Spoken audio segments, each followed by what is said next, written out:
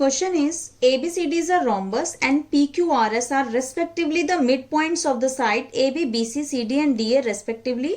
Show that the quadrilateral PQRS is a rectangle. देखिए आपको इस क्वेश्चन में फिगर नहीं दी गई है, पहले आप फिगर ड्रॉ करिए। फिगर में ड्रॉ करना है हमको एक रोम्बस जिसका नाम है ABCD। रोम्बस आपको पता ही होगा, रोम्बस की चारों साइड्स इक्वल होती हैं। तो हमने एक रोम्बस ड्रॉ किया ABCD और रोम्बस में चारों साइड्स का मिड पॉइंट आपको दे रखा है। AB का मिड पॉइंट है P, BC का मिड पॉइंट है Q, CD का मिड पॉइंट है R एंड AD का मिड पॉइंट है S। इन चारों मिड पॉइंट्स को ज्वाइन किया तो आपका एक क्वाड्रिलेटरल बन गया PQRS, राइट। अब आपको प्रूव करना है कि ये PQRS एक रेक्टेंगल है। ओके, तो आपने फिगर ड्रॉ करी। अब आप सबसे पहले गिवन सेक्शन लिखिए। गिवन में आपको लिखना है ABCD is a rhombus in which PQRS are the midpoint of the side AB, BC, CD, DA respectively. Okay, अब आपको टू प्रूव सेक्शन लिखना है। टू प्रूव में PQRS is a rectangle। अब आपको इसको रेक्टेंगल प्रूव करने के लिए छोटी सी कंस्ट्रक्शन करनी है। आपको करना है इस रोम्बस के दोनों डायगोनल्स को ज्वाइन। तो मैंने कर दिया ज्वाइन AC एंड BD। ये इसके डायगोनल्स हैं तो हमने कंस्ट्रक्शन लिखी है ज्वाइन AC एंड BD। अब देखिए प्रूव करते हैं। PQRS को रेक्टेंगल प्रूफ करने से पहले हम इसे पैरेललोग्राम प्रूफ करेंगे, क्योंकि पैरेललोग्राम से रेक्टेंगल प्रूफ करना उसको ज्यादा इजी रहेगा।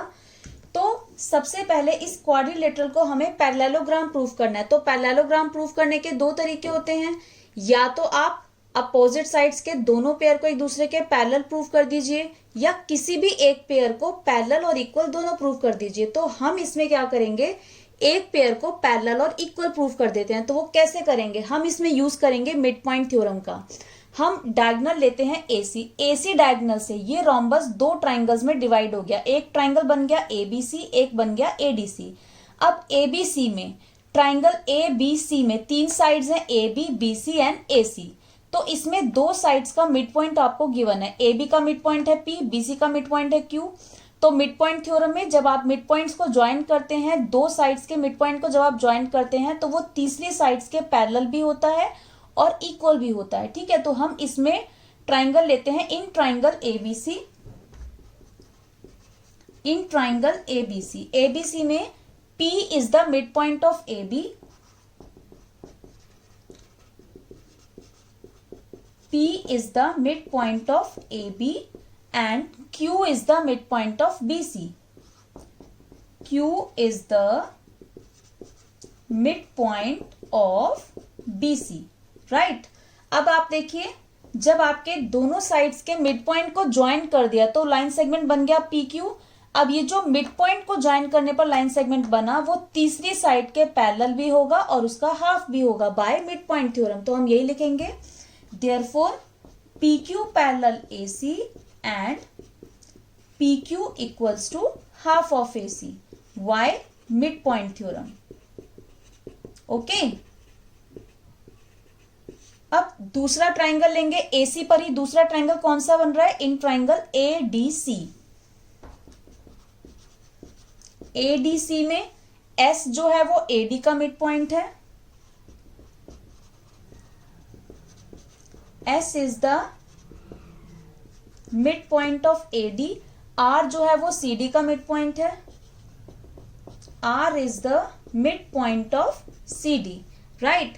तो इससे क्या प्रूफ हुआ, मिड पॉइंट्स को ज्वाइन किया SR, तो वो तीसरी साइड AC के पैरेलल भी होगा और उसका हाफ भी होगा। तो लिखेंगे SR पैरेलल AC एंड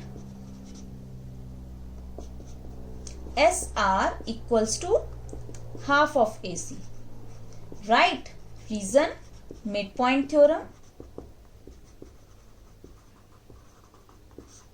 अब आपने जो पहले प्रूफ किया उसको दे दीजिए 1 और इसको दे दीजिए 2। तो from first and second, first and second में देखो क्या, देखिए PQ पैरेलल AC है एंड SR पैरेलल AC है। AC के अगर ये दोनों पैरेलल है तो ये दोनों एक दूसरे के पैरेलल भी होंगी। तो लिखेंगे फ्रॉम फर्स्ट एंड सेकेंड में PQ parallel SR and second PQ equals to half of AC, SR equals to half of AC।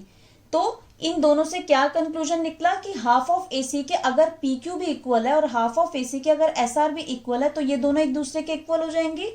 तो PQ equals to SR, right. तो ये जो हमने निकाला, ये हमने PQRS का एक पेयर अपोजिट साइड्स का पैरेलल भी किया प्रूफ और इक्वल भी किया प्रूफ। तो इससे क्या हो गया, ये एक पैरेललोग्राम बन गया। तो इससे क्या प्रूफ हुआ, hence PQRS is a parallelogram. Why? Because one pair of opposite sides are equal and parallel। किसी भी क्वाड्रिलेटरल को अगर आप पैरेललोग्राम प्रूफ करना चाहते हो तो उसका एक पेयर अपोजिट साइड्स का आप इक्वल और पैरेलल दोनों प्रूफ कर देंगे तो वो क्वाड्रिलेटरल क्या बन जाएगा, पैरेललोग्राम। वही आपने किया। अब देखिए पैरेललोग्राम को रेक्टेंगल प्रूफ करने के लिए क्या करना है, इस पैरेललोग्राम का कोई भी एक एंगल हमें 90 डिग्री प्रूफ करना है। ओके, तो वो कैसे करेंगे, तो हम क्या करेंगे, हम क्या करेंगे, हम इसमें ये वाला पोर्शन लेंगे, ये वाला क्वाड्रिलेटरल, इसको नाम दे देते हैं O, इसको दे देते हैं M और यहां पर दे देते हैं N।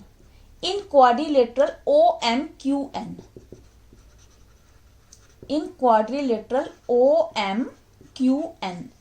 तो OMQN में अगर आप ध्यान से देखेंगे तो MQ जो है वो ON के पैरेलल है। क्यों? क्योंकि MQ जो है वो PQ का पार्ट है और PQ जो है वो, और ON जो है वो AC का पार्ट है और PQ जो है वो AC के पैरेलल है। ये हमने पहले ही प्रूव किया है, राइट। तो हम लिखेंगे MQ parallel ON because MQ किसका पार्ट है, PQ का पार्ट है। PQ पैरेलल और ON किसका पार्ट है, AC का पार्ट है, AC। क्योंकि जब ये दोनों लाइन पैरेलल है तो ये इसी लाइन के पार्ट है, इसलिए ये भी एक दूसरे के पैरेलल होंगे। ओके, सिमिलरली इसी तरह से सिमिलरली OM जो है वो QN के पैरेलल होगा, OM पैरेलल QN। Why?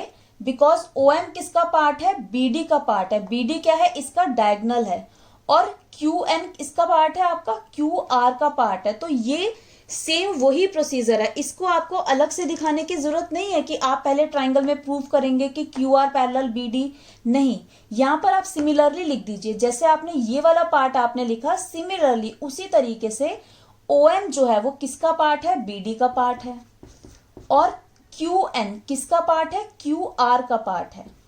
क्योंकि ये दोनों एक दूसरे के पैरेलल हैं इसलिए ये भी एक दूसरे के पैरेलल होंगे। अब आपने इस क्वाड्रिलेटरल की अपोजिट साइड्स के दोनों पेयर को एक दूसरे के पैरेलल प्रूफ किया। तो इससे क्या हो गया, ये क्वाड्रिलेटरल क्या बन गया, ये क्वाड्रिलेटरल बन गया एक पैरेललोग्राम। तो लिखेंगे therefore OMQN is a parallelogram. Why? Because both pair of opposite sides are parallel। ठीक है, आपने अपोजिट साइड्स के दोनों पेयर को एक दूसरे के पैरेलल प्रूफ कर दिया। अब देखिए अब क्या करेंगे हम, क्योंकि ये पैरेललोग्राम प्रूफ हो गया तो पैरेललोग्राम की हमारी प्रॉपर्टी होती है कि उसके अपोजिट एंगल्स एक दूसरे के इक्वल होते हैं। तो इस क्वाड्रिलेटरल में हम अपोजिट एंगल कौन से लेंगे, एक एंगल आपका ये हो गया, इसके अपोजिट कौन सा होगा, ये, राइट। इसको दे दीजिए 1 और इसको दे दीजिए 2।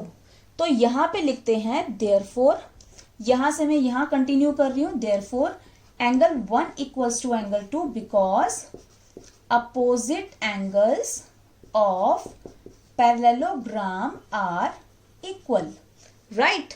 अब आपको पता होगा कि ये एक रोम्बस था और रोम्बस के जो डायगोनल्स होते हैं वो एक दूसरे पर परपेंडिकुलर होते हैं, क्योंकि रोम्बस की प्रॉपर्टी होती है कि उसके डायगोनल्स एक दूसरे पर परपेंडिकुलर होते हैं। तो इसीलिए हमारा एंगल 1 कितना होगा, 90।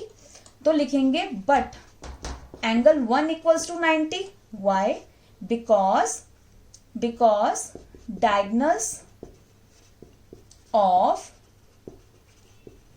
rhombus are perpendicular to each other। क्योंकि रोम्बस के डायगोनल्स परपेंडिकुलर होते हैं इसलिए हमारा एंगल 1 जो है किस पर बन रहा है, डायगोनल पर बन रहा है, इसलिए आपका एंगल 1 90 हुआ। तो क्योंकि एंगल 1 90 है तो और एंगल 1 एंगल 2 के इक्वल है, तो इससे क्या प्रूफ हुआ, एंगल 2 भी 90 हो गया, क्योंकि एंगल 1 जो है वो एंगल 2 के इक्वल है और एंगल 1 आपका 90 है, तो एंगल 2 भी 90 हो गया। अब एंगल 2 जो है वो क्या है, इस PQRS पैरेललोग्राम का एक एंगल है, ठीक है। तो एंगल 2 जो है वो है एंगल Q इन पैरेललोग्राम PQRS। तो लिखेंगे इन parallelogram PQRS if one interior angle is 90 then PQRS is a rectangle। क्योंकि अगर आप किसी भी पैरेललोग्राम का एक एंगल 90 डिग्री प्रूफ कर दो तो वो पैरेललोग्राम क्या बन जाता है, रेक्टेंगल। तो यहां पे हमने वही किया, पहले हमने इसको पैरेललोग्राम प्रूफ किया और फिर इसका एक एंगल 90 डिग्री प्रूफ कर दिया। तो जब आपने इस पैरेललोग्राम का एक एंगल 90 डिग्री प्रूफ किया तो इस in a parallelogram PQRS if one interior angle is 90, तो वो पैरेललोग्राम क्या बन गया, then PQRS is a rectangle, वो पैरेललोग्राम एक रेक्टेंगल बन गया, राइट। और हमें यही प्रूफ करना था, PQRS इज अ रेक्टेंगल।